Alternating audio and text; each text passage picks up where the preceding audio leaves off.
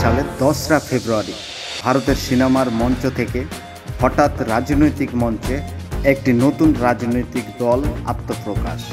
নাম তামিল আগাতেরি বা টিভিকে, অর্থাৎ তামিল বিজয় পার্টি। আর এই দলের পার্টির প্রধান দক্ষিণ সিনেমার জনপ্রিয় নায়ক থালাপতি বিজয়।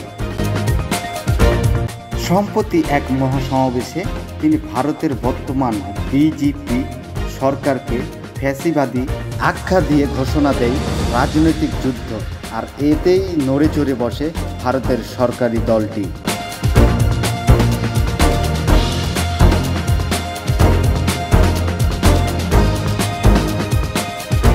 সরাসরি চ্যালেঞ্জ দিয়ে ফ্যাসিবাদী তাকমা লাগানো প্রতিষ্ঠিত হয়ে উঠেছে আরও জটিল। এই চ্যালেঞ্জের মাঝে বিজয়ের বিরুদ্ধে উঠেছে নতুন অভিযোগ। মাদুরাতে দলের দ্বিতীয় সমাবেশে মঞ্চে ভক্তের সঙ্গে তার দেহরক্ষী দৃঢ় ব্যবহার ঘিরে মামলা দায়ের হয়েছে থানায়। প্রামপুলার জেলার পুলিশ জানায়, ভারতের দণ্ডবিধির 3টি ধারায় অভিযুক্ত করা হয়েছে বিজয় ও তার নিরাপত্তা কর্মীদের। সরাসরি জেলা পুলিশ সুপারের অফিসে গিয়ে অভিযোগ দায়ের করেন শরৎ কুমার নামের এক ব্যক্তি। আইনগত এই ঝড়ের ভেতর দিয়েই রাজনৈতিক অবস্থান সুরক্ষিত করার চেষ্টা করছে থালাপতি।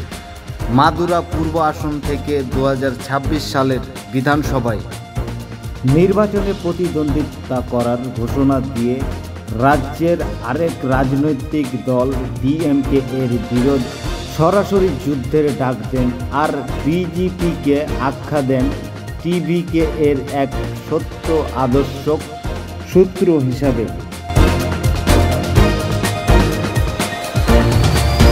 গেল 21 অক্টোবর দলের দ্বিতীয় রাজ্য সমাবেশের ভাষণে তিনি ছিলেন উত্তাল সমুদ্রের মতো।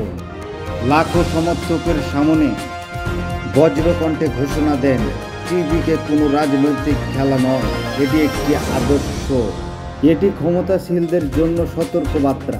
কোটি কোটি মানুষ তার সাথে আছেন। 2026 সালের লড়াই হবে টিভিকে বনাম ডিএমকে। থালাপতি বিজয় তার দলকে স্বচ্ছ ও আপোষ হিসাবে তুলে ধরেছেন। তিনি বলেন, টিভিকে গোপন চুক্তির বাটজোটের রাজনৈতিক করে না, জনগণের সাথে প্রতারণা করে না এবং কারো ভয় পায় না। নারী ও যুব সমাজ তার পাশে আছে। সমাবেশে তিনি বলেন, শ্রীলঙ্কাতে কাঁচা পণ্য উদ্ধার ও জেলেদের নিরাপত্তার